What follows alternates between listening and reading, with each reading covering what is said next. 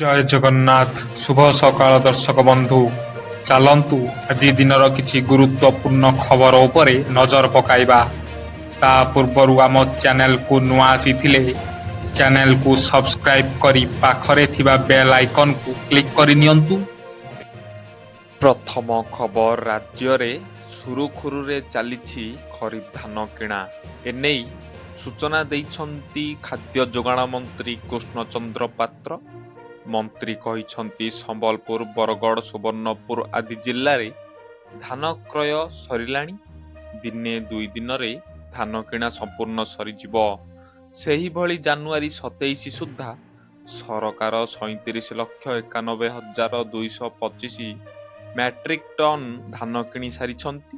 ଏ ବାବଦରେ ସରକାର ଚାଷୀଙ୍କ ଆକାଉଣ୍ଟକୁ 8,000 କୋଟି ଟଙ୍କାରୁ ଅଧିକ ଟଙ୍କା ପଇଠ କରିଛନ୍ତି। 30 ଜିଲ୍ଲାରେ ଧାନ କିଣା ଜାରି ରହିଛି। ପରବର୍ତ୍ତୀ ଖବର, ପିଏମ୍ ଆବାସ ଯୋଜନାରେ ନୂଆ ନିୟମ। ଏମିତି କଲେ ମିଳିବ ଟଙ୍କା। ପ୍ରତ୍ୟେକ ଲୋକଙ୍କ ସ୍ୱପ୍ନ ହେଉଛି ନିଜର ଗୋଟିଏ ପକ୍କା ଘର କରିବା। କିନ୍ତୁ ବର୍ତ୍ତମାନର ମହଙ୍ଗା ଯୁଗରେ ଏହି ସ୍ୱପ୍ନ ପୂରଣ କରିବା ସହଜ ନୁହେଁ।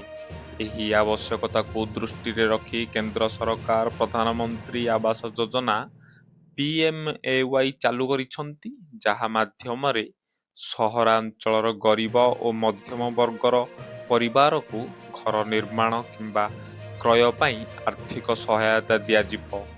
ଏହି ଯୋଜନାରେ PMAY ଉର୍ବାନ୍ 2.0 ଫେଜ୍‌ରେ ଏବେ ବଡ଼ ନିୟମ ପରିବର୍ତ୍ତନ କରାଯାଇଛି। ଯୋଗ୍ୟ ଲାଭାର୍ଥୀଙ୍କୁ ଘର ନିର୍ମାଣ ପାଇଁ ସର୍ବାଧିକ 2.5 ଲକ୍ଷ ଟଙ୍କା ସହାୟତା ମିଳିବ। ଏଥିରେ 1 ଲକ୍ଷ ଟଙ୍କା କେନ୍ଦ୍ର ସରକାର ଓ 1 ଲକ୍ଷ ଟଙ୍କା ରାଜ୍ୟ ସରକାର ପକ୍ଷରୁ ଦିଆଯିବ। ଏହା ସହ 1.8 ଲକ୍ଷ ଟଙ୍କା ପର୍ଯ୍ୟନ୍ତ ସୁଧ ସବସିଡିରେ ମଧ୍ୟ ବ୍ୟବସ୍ଥା ରହିଛି। ପରବର୍ତ୍ତୀ ଖବର, ଗୁଟ୍ଖାକୁ ନେଇ ପ୍ରଶାସନର ବଡ଼ ନିଷ୍ପତ୍ତି। ଜୋରଦାର ହେବ gutkha enforcement drive. Vending zone, OMFED ବୁଥରେ ଗୁଟ୍ଖା ବିକିଲେ ଆକ୍ସନ୍। ଯେଉଁମାନେ ବିକ୍ରି କରିବେ ସେମାନଙ୍କର ଲାଇସେନ୍ସ ବାତିଲ କରିବା ନେଇ BMC ପକ୍ଷରୁ ଚେତାବନୀ ଦିଆଯାଇଛି। ତେବେ ଯେଉଁମାନେ ଗୁଟ୍ଖା ହୋର୍ଡିଂ ଲଗାଇଥିବେ ସେମାନଙ୍କୁ ବାହାର କରିବା ପାଇଁ ମଧ୍ୟ କୁହାଯାଇଛି। BMC ଅଞ୍ଚଳରେ ଗୁଟ୍ଖା ବିକ୍ରି ସମ୍ପୂର୍ଣ୍ଣ ନିଷେଧ କରାଯାଇଛି।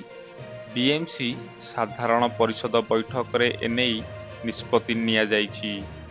ପରବର୍ତ୍ତୀ ଖବର, ଖଣ୍ଡଗିରି ଯାତ୍ରା ପେଣ୍ଡାଲରେ ସିଟ୍ କଟକଣା ଲଗାଇଲା କମିଶନରେଟ୍ ପୋଲିସ।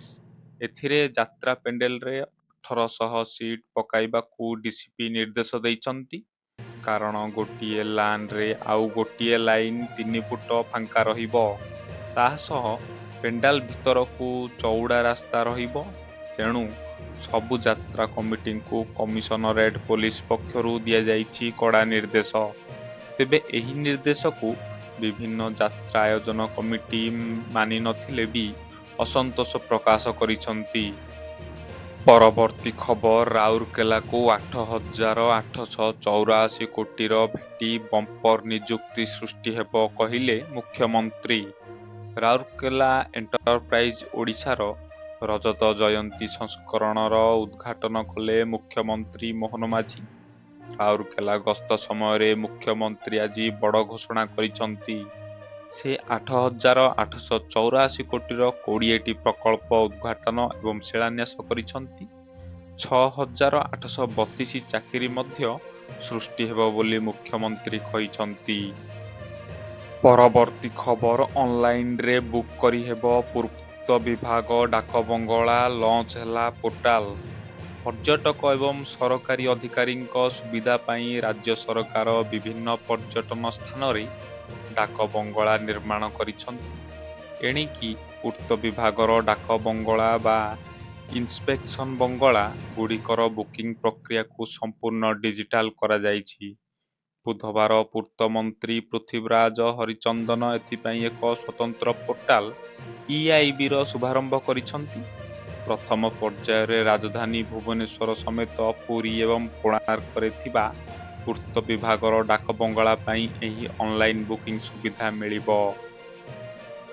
ପରବର୍ତ୍ତୀ ଖବର ସରକାରୀ ଚାକିରି ଆବେଦନରେ ତୃତୀୟ ଲିଙ୍ଗୀଙ୍କ ବିକଳ୍ପ ରଖିବା ପାଇଁ ରାଜ୍ୟ ସରକାରଙ୍କୁ ସୁପାରିଶ କଲେ OHRC ଓଡ଼ିଶା ମାନବ ଅଧିକାର ଆୟୋଗ।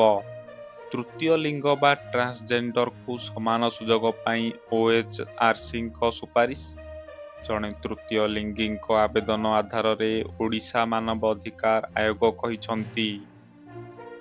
ପରବର୍ତ୍ତୀ ଖବର ପୁରୀ ଆସିବେ ରାଷ୍ଟ୍ରପତି ଦ୍ରୌପଦୀ ମୁର୍ମୁ, ରାଷ୍ଟ୍ରପତିଙ୍କ ପୁରୀ ଗସ୍ତକୁ ନେଇ ପ୍ରସ୍ତୁତି। ଆସନ୍ତା ଫେବୃଆରୀରେ ପୁରୀ ଗସ୍ତରେ ଆସିବେ ମହାମହିମ ରାଷ୍ଟ୍ରପତି ଦ୍ରୌପଦୀ ମୁର୍ମୁ। 3 ତାରିଖ ସନ୍ଧ୍ୟାରେ ପୁରୀ ତାଳବଣିଆ ହେଲିପ୍ୟାଡ୍ଠାରେ ରାଷ୍ଟ୍ରପତି ପହଞ୍ଚିବା ପରେ ଲୋକଭବନ ଯିବେ। 4 ତାରିଖ ସକାଳେ ପଞ୍ଚତୀର୍ଥ ପୁଷ୍କରଣୀ ସ୍ୱେତଗଙ୍ଗାରେ ପୂର୍ବପୁରୁଷଙ୍କ ଉଦ୍ଦେଶ୍ୟରେ ପିଣ୍ଡଦାନ କରିବେ। ପରେ ରାଷ୍ଟ୍ରପତି ଶ୍ରୀମନ୍ଦିର ଯାଇ ମହାପ୍ରଭୁଙ୍କ ଦର୍ଶନ କରିବେ। ଗତକାଲି ଛତିଶା ନିଜ ବୈଠକରେ ସମସ୍ତ ବ୍ୟବସ୍ଥାବଳୀ ସମ୍ପର୍କରେ ଆଲୋଚନା ହୋଇଥିବା ବେଳେ ଆଜି ସୁରକ୍ଷା ବ୍ୟବସ୍ଥା ଉପରେ ପ୍ରତିକ୍ରିୟା ରଖିଛନ୍ତି ପୁରୀ ଏସ୍ପି ପ୍ରତୀକ ସିଂ। ପରବର୍ତ୍ତୀ ଖବର କେନ୍ଦ୍ରୀୟ ବଜେଟ୍ ପାଖେଇ ଆସୁଥିବାରୁ କରଦାତାଙ୍କ ଠାରୁ ଆରମ୍ଭ କରି ଭାରତର ଅର୍ଥନୀତିର ବିଭିନ୍ନ କ୍ଷେତ୍ର ପର୍ଯ୍ୟନ୍ତ ସମସ୍ତଙ୍କ ପାଇଁ ଆଶା ଅଧିକ ରହିଛି। କରଦାତା ବିଶେଷ କରି ମଧ୍ୟବିତ୍ତ ବର୍ଗ ଗୁରୁତ୍ୱପୂର୍ଣ୍ଣ ଆଶ୍ୱସ୍ତି ଆଶା କରୁଛନ୍ତି। ମୁଦ୍ରାସ୍ଫୀତି ଯୋଗୁଁ ବଢୁଥିବା ଦୈନିକ ଖର୍ଚ୍ଚକୁ ସମାଧାନ କରିବା ପାଇଁ ସରକାର ଏହି ବଜେଟରେ ଗୁରୁତ୍ୱପୂର୍ଣ୍ଣ ପଦକ୍ଷେପ ନେବାର ଆଶା କରାଯାଉଛି। ବର୍ଦ୍ଧିତ ଟିକସ ଛାଡ଼, ସହଜ ଅନୁପାଳନ ଏବଂ ଅସୁବିଧା ବିନା ଦୀର୍ଘକାଳୀନ ସଞ୍ଚୟକୁ ପ୍ରୋତ୍ସାହିତ କରୁଥିବା ପ୍ରୋତ୍ସାହନ ପାଇଁ ପ୍ରବଳ ଦାବି ହେଉଛି। ବେତନଭୋଗୀ ବ୍ୟକ୍ତି ଏବଂ କ୍ଷୁଦ୍ର ବୃତ୍ତିଗତ ପାଇଁ ବଜେଟ୍ ଆର୍ଥିକ ଚାପକୁ କମ୍ କରିବ ବୋଲି ଆଶା କରାଯାଉଛି। ପରବର୍ତ୍ତୀ ଖବର ICC T20 ବ୍ୟାଟିଂ ମାନ୍ୟତା ପ୍ରଥମ ସ୍ଥାନରେ ଅଭିଷେକ। ଚଳିତ ଭାରତ ନ୍ୟୁଜିଲାଣ୍ଡ T20 ସିରିଜରେ ଭାରତୀୟ ଦଳର ଅଧିନାୟକ କେତୋଟି ବିସ୍ଫୋରକ ପାଳି ଖେଳିବା ପରେ ନିଜର ଲୟ ଫେରି ପାଇଛନ୍ତି। ଆଗକୁ T20 ବିଶ୍ୱକପ୍ ଥିବାବେଳେ ଏହା ଭାରତୀୟ ଦଳ ପାଇଁ ଏକ ଶୁଭ ସୂଚନା। ସୂର୍ଯ୍ୟକୁମାରଙ୍କ ଭଲ ପ୍ରଦର୍ଶନ ତାଙ୍କର ICC ମାନ୍ୟତାରେ ବି ଉନ୍ନତି ଆଣିଛି। ସଦ୍ୟ ପ୍ରକାଶିତ ICC T20 ବ୍ୟାଟିଂ ମାନ୍ୟତାରେ ସେ 717 ପଏଣ୍ଟ ସହ 5ଟି ପାହାଚ ଉପରକୁ ଉଠି ସପ୍ତମ ସ୍ଥାନରେ ପହଞ୍ଚିଛନ୍ତି।